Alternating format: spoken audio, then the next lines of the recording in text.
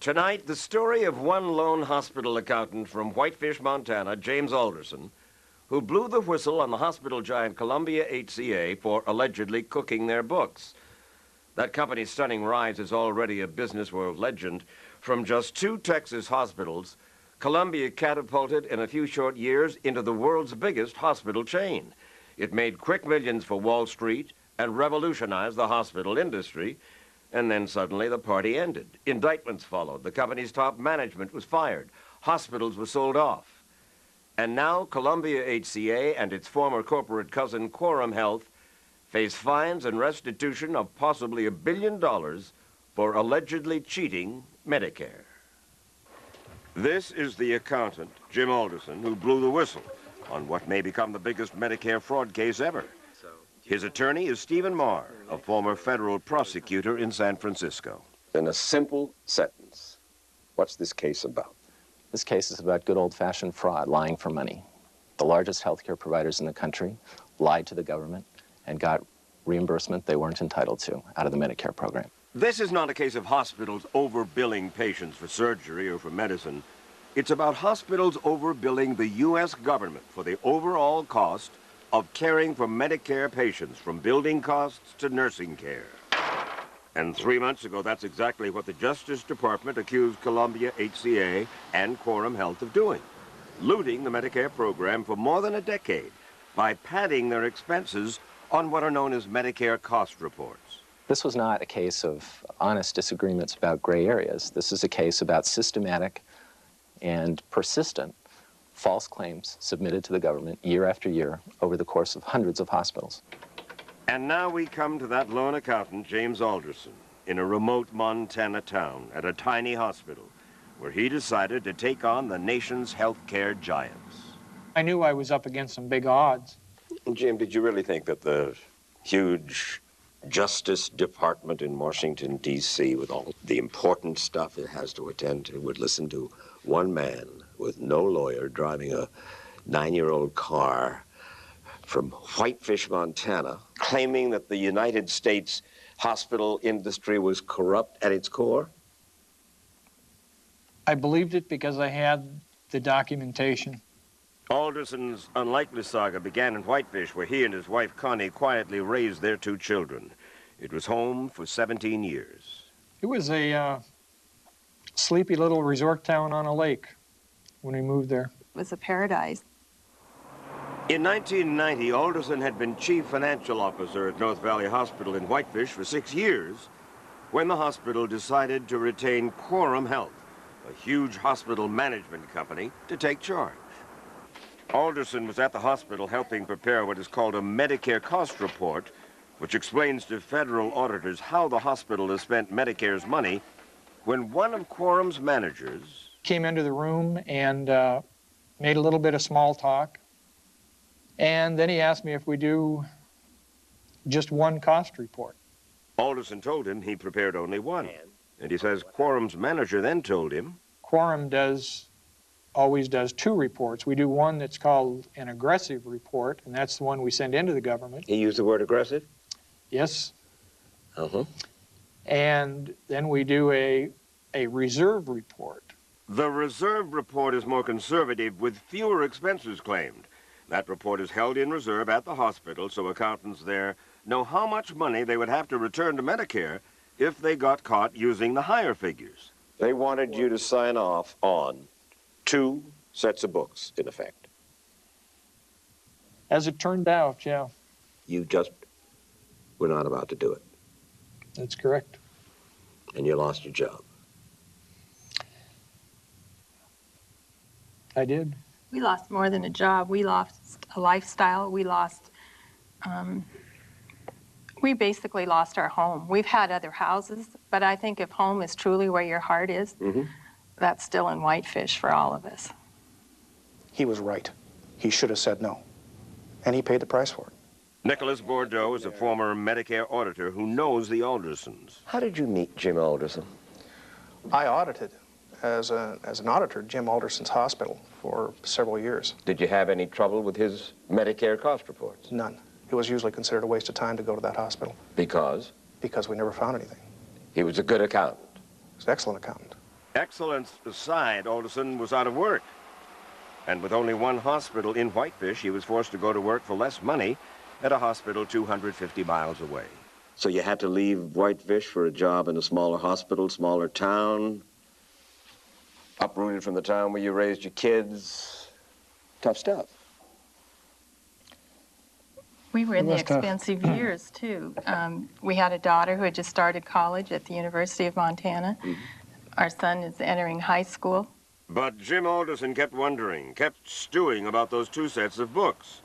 In the course of suing Quorum for firing him, he learned that other Quorum hospitals also seemed to be cooking their books.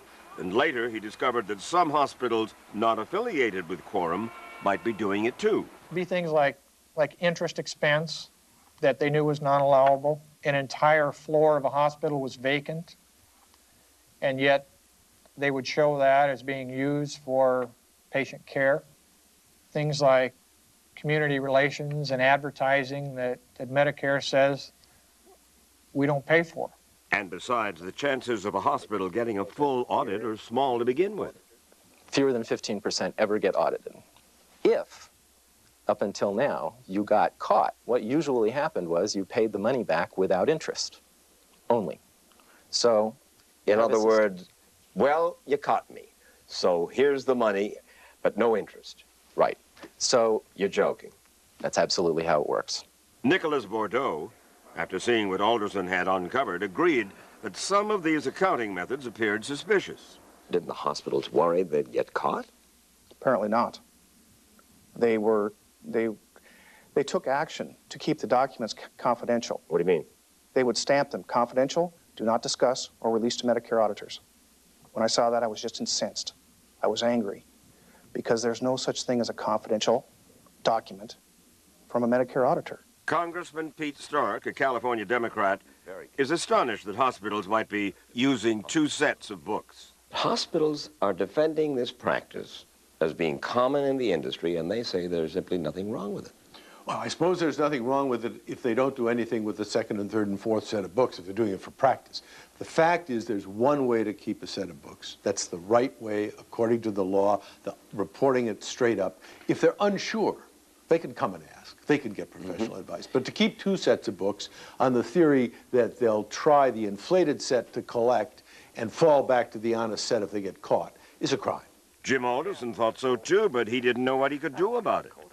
And then he heard about a Civil War-era law called the False Claims Act that allowed private U.S. citizens to sue people who had committed fraud against the U.S. government.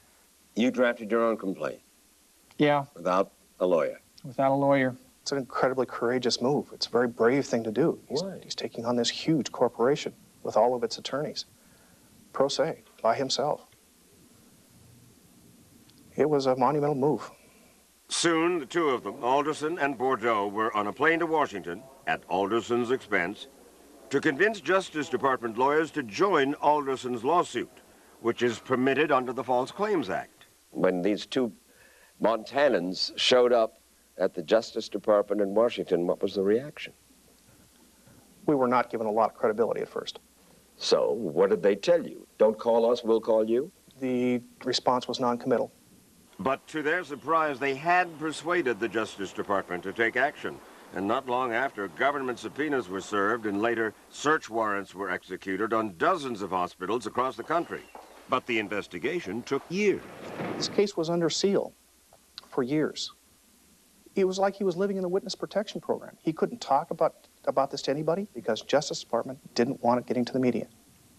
So here he is, going from job to job, trying to stay alive while he's trying to keep this case alive. And sometimes he was simply unemployed. This has been a long haul for him, a very difficult time. But he kept on fighting. By now, he had hired Mr. Marr to help with his lawsuit. And the accounting methods that Alderson first revealed began to persuade federal investigators that they just might corral the biggest hospital corporation of all, Columbia HCA. For years, that company had seemed untouchable, despite mounting anger in many communities that Columbia HCA seemed to care more about profits than medicine. The philosophy of Columbia HCA was to maximize profit at every turn. And people were given individual goals. on note cards. Their promotions depended on it. Their bonuses depended on it. Columbia HCA also fostered resentment for taking over non-profit hospitals, which had been built with the support of volunteers and tax exemptions. They were often financing those acquisitions by cheating the government, by allowing Medicare to pick up part of the costs. And that's what this case is about. Today, the first indictment. As the government's probe intensified, Columbia's top management was ousted. But for Jim Alderson, the biggest moment came just 3 months ago when the U.S. Justice Department decided there was indeed substantial evidence of fraud by Columbia HCA and Quorum.